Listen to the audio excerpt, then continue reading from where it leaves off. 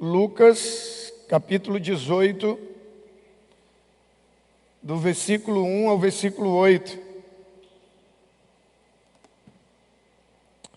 Essas duas primeiras semanas aí que começou o Campeonato Brasileiro, eu aprendi duas lições, né? A primeira lição é que sem Jesus não tem vitória, né? Mas diz que depois de 3 dias Jesus ressuscitou, aí nossas atitudes, demonstrada pelo nosso comportamento, demonstrado pela nossa perseverança acima de tudo. E a Bíblia diz, o texto encerra com uma pergunta: será que quando Jesus voltar, Ele vai encontrar o mesmo tipo de fé que Ele encontrou naquela viúva? A fé que foi revelada pelo comportamento daquela viúva.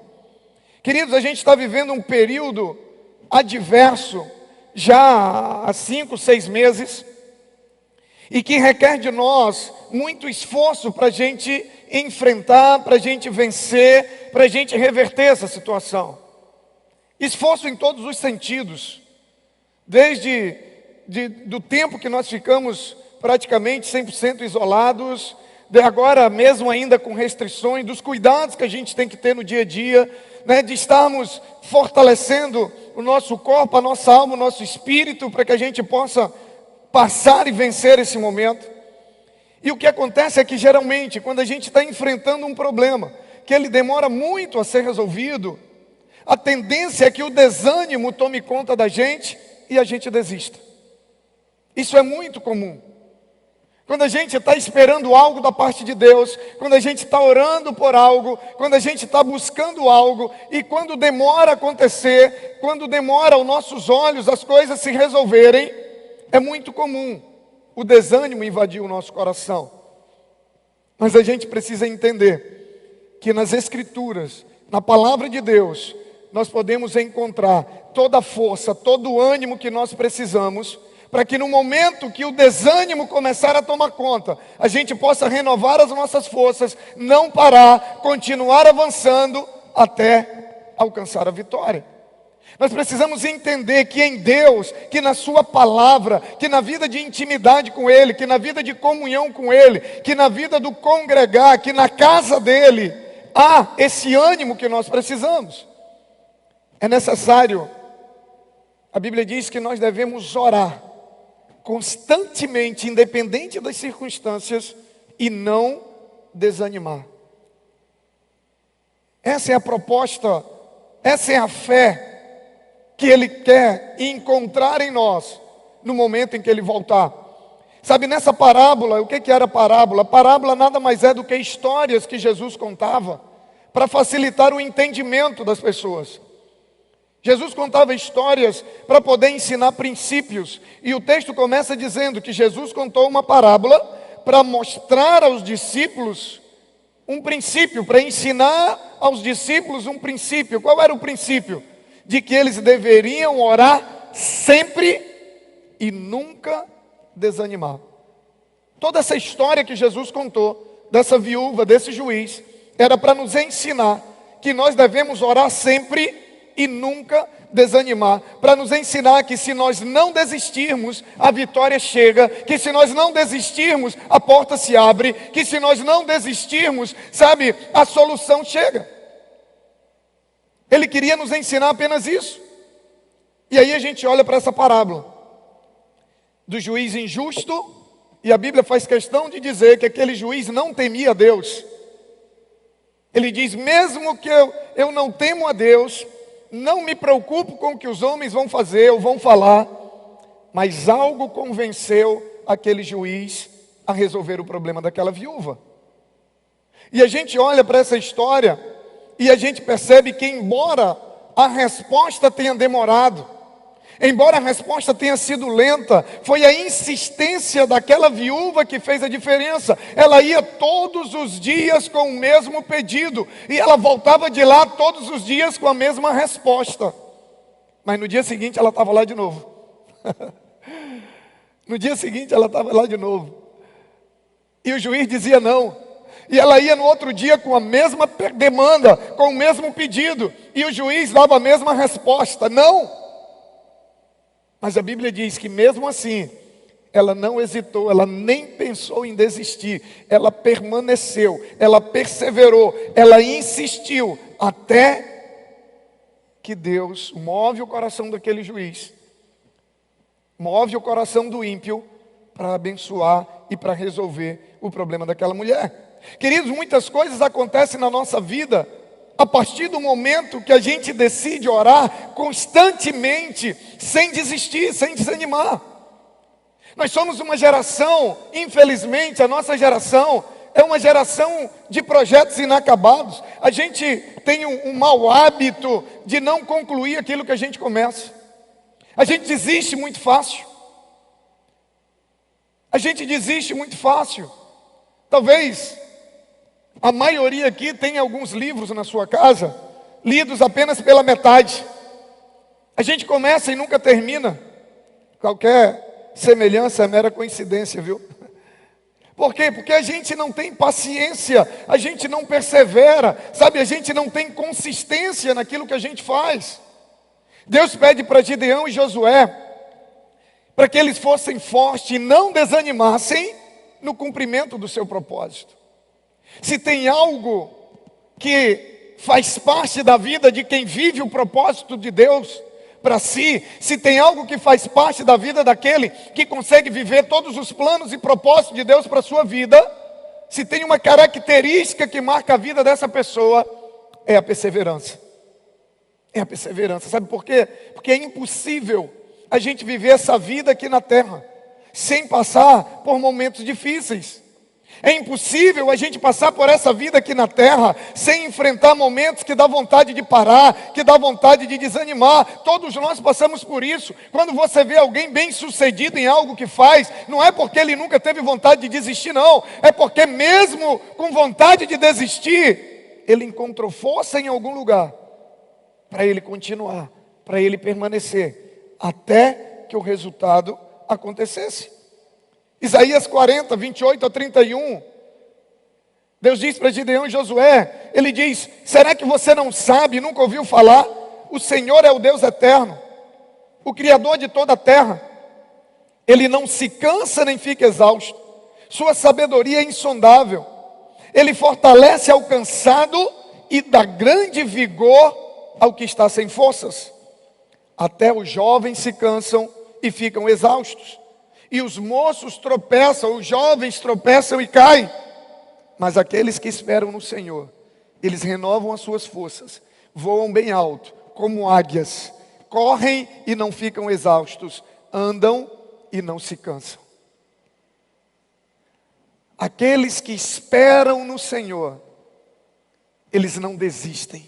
Aqueles que esperam no Senhor, agora nós precisamos entender o que é esperar no Senhor. Esperar no Senhor não é esperar de braços cruzados, sabe? Para alcançar as promessas que Deus tem para nós, para viver todo o propósito de Deus na nossa vida, para ver um milagre acontecer, sabe, na nossa casa, para ver um milagre acontecer na nossa vida profissional, para ver um milagre acontecer na nossa família, para ver um milagre acontecer onde eu preciso que ele aconteça.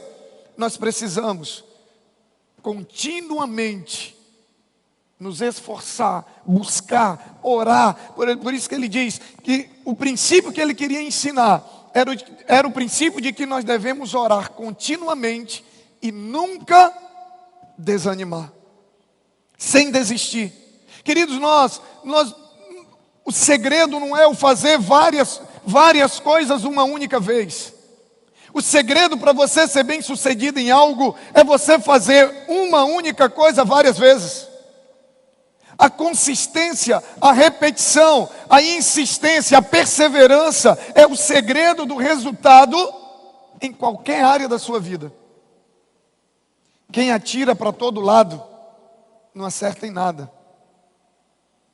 Por exemplo, você vai na academia e aí você começa a academia, aí uma semana depois você para. Aí no mês seguinte você começa de novo. Aí vai uma semana e você para. Pastor, o senhor está falando comigo? Não, querido, estou pregando. Aí passa um mês, 2 meses, você começa de novo. Aí passou uma semana indo, todo empolgado, motivado, sabe? Começa a tomar suco detox, compra um monte de fruta, bota na geladeira, dura uma semana e você para. Você vai ter resultado? Claro que não. Por quê? Porque a consistência, a repetição, a insistência, a perseverança é um dos segredos, é um dos maiores segredos para quem quer ter resultado em qualquer área da sua vida. Seja na vida espiritual, seja na vida profissional, seja na vida emocional. Sabe, a consistência, a perseverança, sabe, é uma marca daquele que vence, é uma marca de quem tem resultado na vida. Charles Chaplin falou uma frase, escreveu uma frase que ficou muito conhecida. Ele diz que a persistência é o caminho do êxito. A persistência é o caminho do sucesso. Bernardinho, técnico da seleção brasileira, ele disse que a perseverança é muito mais importante do que o talento, se referindo a um atleta, para que um atleta seja bem-sucedido. Quantas pessoas que você conhece que têm um dom e um talento muito maior do que outras em determinada área? Quantas pessoas você conhece que tocam maravilhosamente bem, ou que jogam maravilhosamente bem, ou que cantam, ou que pregam, ou que fazem qualquer coisa, mas estão vivendo uma vida abaixo daquilo que poderiam viver, enquanto que tem pessoas que não são tão talentosas quanto ela, estão rompendo, estão avançando, estão conquistando. Por quê? Porque não desistem. Porque tem resiliência, tem capacidade de permanecer mesmo diante do desânimo, diante das adversidades. Ele não se deixa paralisar. Quantos e quantos projetos foram engavetados, projetos que já eram para ter sido realizados se você não tivesse parado, projetos que já eram para ter acontecido se você não tivesse desistido, se você não tivesse desanimado. Queridos, quando você vê um empresário bem-sucedido, não pense que ele está ali porque ele nunca teve vontade de parar, porque ele nunca enfrentou problema. Não, é porque ele teve resiliência, ele teve capacidade de perseverar nos momentos mais difíceis que ele enfrentou. Não pense que a gente está vivendo o que a gente tem vivido ministerialmente. Não é porque a gente não passou por lutas e por dificuldades. Não é porque a gente nunca teve vontade de desistir, não. Nós tivemos. Nós também nos cansamos. Mas a questão é que há um lugar onde as nossas forças se renovam. Há um lugar onde nós podemos encontrar forças que vão nos fazer voar como águias, que vão nos fazer correr e não nos cansarmos. Há um meio, sabe, de quando a gente cansa, a gente renovar as nossas forças. A insistência, as nossas orações, sabe, a nossa perseverança mostra, revela a plena convicção de que nós temos, sabe, tanto em Deus quanto nas suas promessas, sabe, permanecer orando, permanecer buscando, permanecer esperando, mesmo quando a gente não vê nada. Isso se chama fé, que é a certeza daquilo que nós esperamos, porém de coisas que nós ainda não vemos. O texto encerra perguntando assim: será, porventura, por acaso Jesus vai encontrar fé na terra quando Ele vier? Ou seja, será se Jesus vai encontrar pessoas que mesmo diante das dificuldades, que mesmo diante do quadro totalmente irreversível aos olhos humanos, Ele continua orando, Ele continua crendo, Ele continua perseverando? E aí a gente entende que a fé que nos salva, a fé que vai nos fazer subir com Ele quando Ele voltar, é uma fé que nos faz perseverantes. É uma fé que nos impede de desistir. É uma fé que mesmo quando a gente não está vendo nada, a gente tem certeza que vai acontecer. Por quê? Porque Ele prometeu. Porque Ele prometeu. Sabe, quem crê não desiste até que haja uma resposta. Quem crê não desiste até que haja uma solução. Jesus, Ele procura por pessoas que confiem nele, que insistem em seus pedidos em todos os momentos. Se tem algo que agrada o coração de Deus, é quando Ele nos vê orando e buscando, sabe? Quando Ele vê que já faz tanto tempo que a gente ora por algo, e Ele olha e diz assim: meu Deus, meu filho já podia ter desistido, ele já não tem mais nenhum motivo para acreditar, mas ele continua confiando em mim, ele continua crendo que eu posso fazer algo. E aí o texto vai dizer, de Isaías: porventura, Deus não vai responder aos seus filhos que o buscam dia e noite? E o próprio texto responde: sim, e depressa. E depressa. Queridos, a perseverança tem o poder de acelerar as conquistas e as promessas de Deus na nossa vida. Sabe, quem crê não desiste. Lucas 18, ele diz, no versículo 7 e 8, foi o primeiro texto que nós lemos: acaso Deus não fará justiça aos seus escolhidos que clamam a Ele dia e noite? Continuará fazendo-os esperar. E aí tem uma outra tradução, a tradução latino-americana, que tem um texto, esse mesmo texto, numa outra tradução que eu achei muito interessante, que ele diz o seguinte: você acha que Deus não vai defender as pessoas que Ele escolheu e que dia e noite lhe pede ajuda? Você acha que Ele vai demorar para responder? Claro que não, mas Ele responderá imediatamente. Mas quando eu, o Filho do Homem, voltar a este mundo, vou encontrar pessoas que confiam em Deus? Esse texto deixa muito mais claro, sabe, que confiar no Senhor sempre vai envolver atitude, vai envolver agir, vai envolver permanecer, vai envolver confiar, sabe, vai envolver perseverar. Quem crê persevera. A perseverança é a chave, a perseverança é a prova da minha e da sua fé. Sabe por quê? Porque a Bíblia diz que crer quando tudo vai bem, até o ímpio faz. Louvar quando tudo vai bem, até o ímpio louva. Sabe o que diferencia um cristão do não cristão? É que o não cristão, ele continua motivado, ele continua acreditando que vai dar certo, quando os números estão mostrando que vai dar certo, quando os resultados estão mostrando que vai dar certo, quando os exames estão mostrando que vai dar certo, ele continua acreditando. Mas na hora que tudo parece contrário, ele desiste. E é aí que nos diferencia. Porque um cristão genuíno, ele não é melhor do que ninguém, mas ele é diferente. É o que a Bíblia diz. Ele diz que continuar crendo quando não há motivo para crer, somente aqueles que confiam verdadeiramente nele. Porque quando nós estamos crendo, porque estamos vendo as circunstâncias, nós não estamos crendo nele, nós estamos crendo no que nós estamos vendo. A nossa fé nele, ela é revelada no momento que não há nada aparente que me faça crer, não há motivo nenhum para mim continuar esperando, não há motivo nenhum para mim continuar crendo, mas eu continuo orando, eu continuo perseverando, eu continuo insistindo, e eu continuo dizendo: Deus, enquanto tiver esperança eu vou estar orando, Deus, enquanto tiver jeito eu vou estar orando, Deus, enquanto não sair a resposta eu vou estar orando. Pode passar o tempo que passar, pode agravar o que agravar, pode acontecer o que acontecer, mas todos os dias o Senhor vai me ver na tua presença. Isso é fé. É essa fé que ele espera encontrar. Jesus, ele reconhece que Deus já sabe o que nós precisamos antes da gente pedir.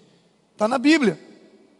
Mas ele também nos ensina que mesmo Deus já sabendo, nós precisamos apresentar a Deus os nossos pedidos, expressar a Ele explicitamente o que nós desejamos, o que nós precisamos. Em Mateus capítulo 6, nós temos a oração do Pai Nosso. Quando Jesus diz que nós devemos orar, quando vocês forem orar, orem assim: Pai nosso que estás nos céus. E aí ele nos ensina a orar, porque mesmo Deus sabendo do que nós precisamos orar. A onisciência de Deus não nos exime da responsabilidade de manifestar a Ele os nossos pedidos. Agora, quando nós vamos orar,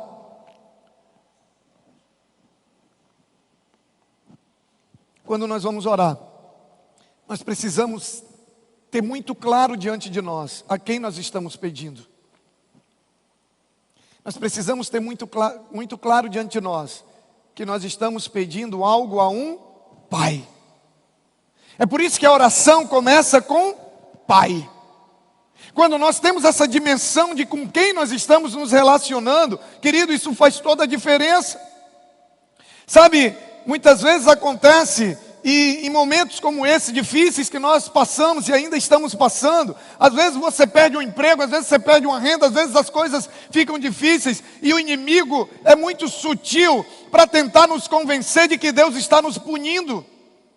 Aí eu pergunto para você, qual é o pai que pune o filho tirando o alimento da mesa? Qual é o pai que pune o filho tirando a provisão? Não. Antes de ser juiz, Ele é pai. Antes de querer resolver os nossos problemas, Ele quer suprir as nossas necessidades. Primeiro Ele quer sentar na mesa comigo e com você. É igual um filho, se um filho faz uma besteira e você chega lá, ele está sofrendo. Primeiro você vai cuidar do filho, depois você vai sentar e vai dizer, agora vamos conversar. Eu lembro que quando eu era mais jovem, né, não vou dizer menor porque eu não cresci mesmo, mas quando eu era mais jovem, eu era adolescente, lá em Cruzeiro do Sul, e que eu aprontava alguma coisa. Eu lembro que uma vez minha mãe saiu e falou que eu estava de castigo, eu não podia jogar futebol, porque eu tinha aprontado. E ela sabia que eu preferia apanhar do que ficar de castigo, do que ela tirar o futebol. Só que ela já sabia disso, ela tirava exatamente o que eu gostava, né? E ela saiu para trabalhar, quando ela dobrou para uma esquina, eu dobrei para outra, para o futebol. E aí eu caí e quebrei esse dedo aqui. Esse dedo ficou apontando para mim, como quem dizia assim, tá vendo? Vai desobedecer sua mãe, né? Quebrei o dedo. Cheguei em casa, eu não sabia se eu estava chorando pela dor do dedo ou pela dor do cinto, já que eu sabia que ia rolar, né? E aí eu já cheguei esperando ela vir para cima. E ela veio toda preocupada com o dedo. Meu filho, vamos lá. E levou no hospital, aquela coisa toda, arrumou, botaram um gesso até aqui. E eu fiquei, depois que botou o gesso, eu fiquei feliz da vida. Será que era só eu que tinha vontade de engessar o braço? Ou tem mais alguém aqui, quando era criança, tinha vontade de engessar o braço? Achava bonito? Amém. É um bocado de sincero aqui, os outros ficaram com vergonha, né? Eu achava, pense no negócio bonito, era o gesso que eu achava.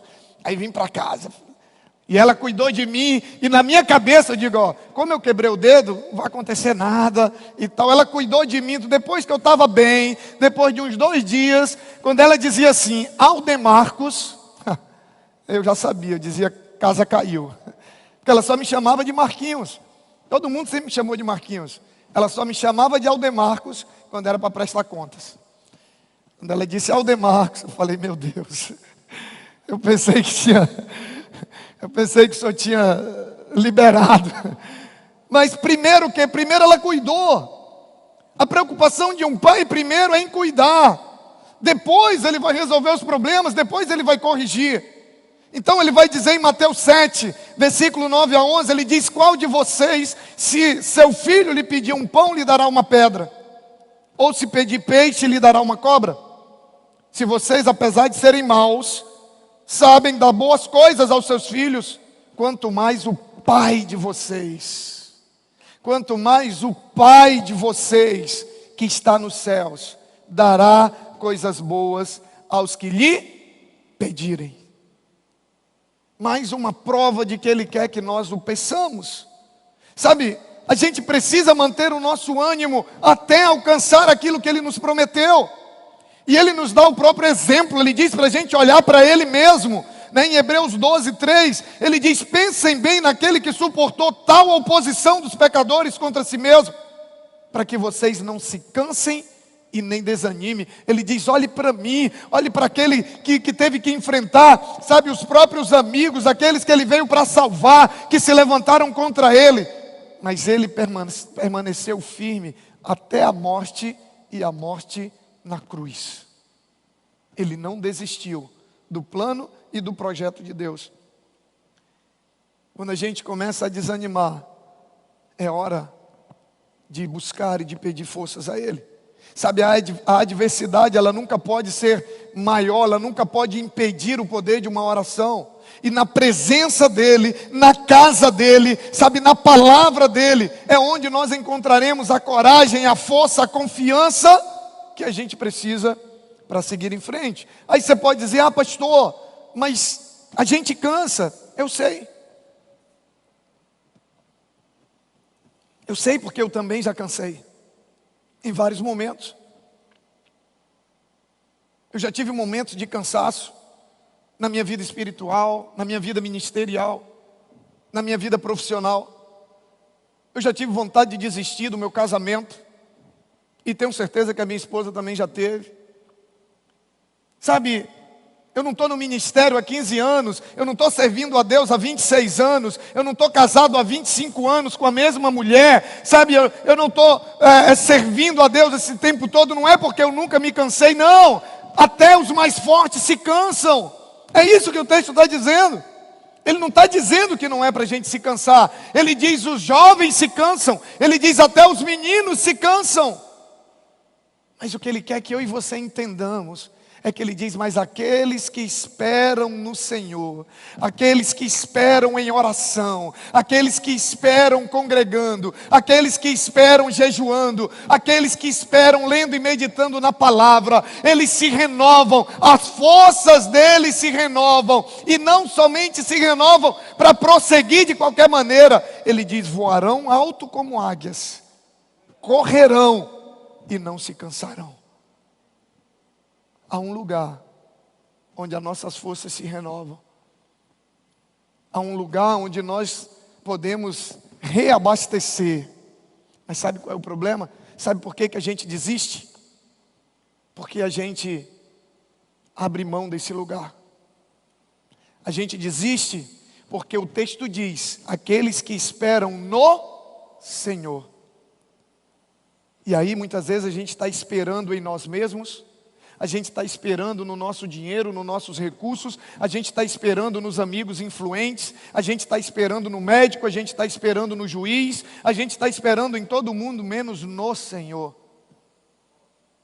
Esperar no Senhor não é simplesmente cruzar os braços e esperar o tempo passar e ficar vindo para a igreja 2 vezes na semana. Não é isso que a Bíblia diz. Esperar no Senhor é esperar em oração. Esperar no Senhor é esperar em jejum. Sabe, ele diz que os que esperam no Senhor renovam as suas forças. É permanecer nele, sendo alimentado por ele todos os dias. Se você comer uma torrada simplesmente todas as manhãs, você não vai ter força para enfrentar e vencer as dificuldades do dia a dia. Se você alimentar o seu corpo apenas com uma torrada e um chazinho pela manhã, você não vai ter a força necessária para permanecer e você vai desistir. Se você entrar numa corrida, se você entrar numa maratona, se você entrar numa luta e você não tiver alimentado, fortalecido, você vai jogar a toalha. E muitas vezes a gente desiste. E por desistir, a gente não vive o que Deus tem para nós. Porque a gente abriu mão desse lugar onde nossas forças são renovadas, para a gente permanecer firme, para a gente permanecer como aquela mulher. Ah, não aconteceu, hoje eu vou orar de novo. Ah, pastor, já faz 1 ano, eu vou continuar orando. Ah, pastor, faz 2 anos, eu vou continuar orando. Sabe, a Bíblia diz que quantos e quantos testemunhos nós temos na Bíblia de anos e anos e anos esperando, mas um dia, sabe, um dia Deus decide e no tempo dele, no kairos dele, as coisas acontecem. Sabe qual é o problema? É que a gente quer que as coisas aconteçam no nosso tempo. O nosso tempo é o tempo cronológico, que vem do Cronos, do original Cronos. O tempo de Deus chama-se Kairos. É o tempo certo. Às vezes algo que Deus tem para mim e para você, se vem na hora errada, ao invés de bênção, vai ser maldição. Lembra da história do filho pródigo? A herança era dele, mas aquele não era o momento. A herança, um filho só tem direito quando o pai morre. E ele pede para o pai, ele pede para antecipar a herança, ele pede o que era dele, o pai dá. A herança era dele, a herança era para ser bênção na vida dele. Mas como ele não esperou o tempo certo, ele antecipou as coisas. Ele não teve perseverança. O que era para ser bênção virou maldição na vida dele. E a Bíblia diz que foi exatamente aquela herança que fez ele viver uma vida dissoluta, perder tudo e ir parar no chiqueiro com os porcos. Não queira aquilo que Deus tem para você fora do tempo de Deus. A questão não é se é para você, a questão é se esse é o tempo de Deus para você. E poder viver as coisas no tempo de Deus requer perseverança, requer permanecer em oração, requer não desistir. Mas já que nós nos cansamos, como o texto diz, que até os mais jovens se cansam e caem, qual é a saída, pastor? Esperar no Senhor. Espera nele. Espera nele. Não desiste. Deus me trouxe aqui hoje à noite para dizer para você que estava pensando em desistir: não desista. Não desista, porque a única coisa que pode te impedir de alcançar e de conquistar o que você tem buscado é a tua desistência. A Bíblia diz que aquele que perseverar, aquele que permanecer, aquele que crê e por crer permanece, ele veria a glória de Deus se manifestando sobre a vida dele. Não importa se já faz muito tempo, não importa se é muito difícil, não, isso você não precisa se preocupar, essa é a parte de Deus. Você só precisa se preocupar em não desistir. Ah, pastor, eu estou fraco, não tem problema, você está no lugar certo. Você sabe por que eu nunca desisti? É justamente por isso, porque eu sei que eu sou fraco. Eu nunca desisti, não é porque eu sou forte, não é porque eu sou melhor, não é porque eu sou bambambam, não. Eu nunca desisti, eu nunca parei no meio do caminho, porque eu sei que eu sou fraco. E por saber que eu sou fraco, eu não abro mão desses momentos que eu sei que é o único lugar em que eu posso renovar as minhas forças. Sabe quando que a gente abre mão desse lugar? Quando a gente começa a se sentir forte, quando a gente começa a se achar autossuficiente, quando a gente começa a achar que a gente está ganhando muito bem e a gente já não precisa mais de Deus, porque os nossos problemas financeiros acabaram. Quando a gente começa a achar que a gente já está muito, muito conhecido, que a gente já está muito bem de vida. E aí quando você começa a se tornar forte, Paulo disse: quando eu sou fraco, aí então é que eu sou forte. Se ele disse isso, o inverso também é verdadeiro, sim ou não? Se quando eu estou fraco é que eu sou forte, quando eu estou forte é quando eu me torno fraco. Uau! Porque quando eu reconheço que eu sou fraco, eu não vou sair dos pés dele, eu não vou parar de orar, eu não vou parar de buscar, eu não vou parar de estar com ele. E aí eu me torno o homem mais forte do mundo. Mas quando eu me acho forte, eu começo a abrir mão.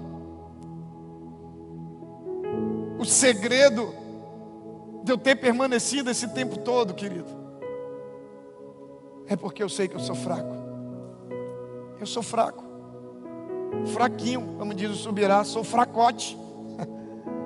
Eu acho que mais fraco do que eu, só o Capote, que passa o dia todinho dizendo que é fraco, né? Vou comprar um capote para mim, que é para ele não deixar eu esquecer que eu sou fraco.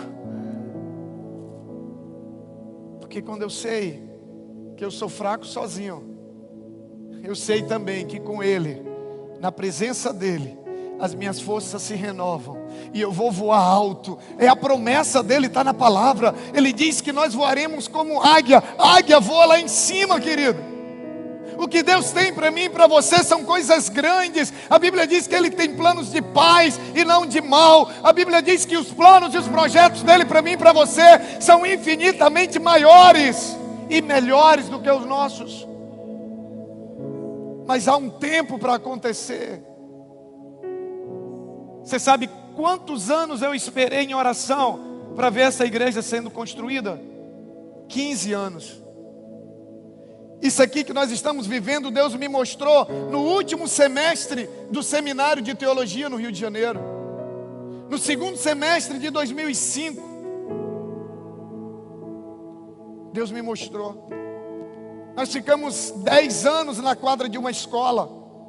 E eu orava todos os dias: Senhor, o Senhor prometeu, Senhor, eu vi, Senhor, eu sei que vai acontecer, Senhor, eu sei que vai se cumprir, Senhor, eu não vou desistir, Senhor, eu não vou mudar de plano, Senhor, eu vou continuar na Tua presença. E deixa eu te falar um segredo. Tem coisas que Ele me falou nesse mesmo tempo, que já fazem 18 anos, e ainda não aconteceu. Mas eu não desisti. E vai se cumprir. Vai se cumprir. O texto diz que a insistência daquela mulher foi o que fez com que o juiz olhasse e dissesse: essa mulher já está me enchendo o saco. Eu vou resolver, eu vou fazer justiça com ela, porque até o juiz, que é ímpio, a perseverança daquela mulher chamou a atenção até de um ímpio. Você acha que a sua perseverança não vai chamar a atenção de Deus? A nossa perseverança revela a nossa fé, revela a qualidade da nossa fé.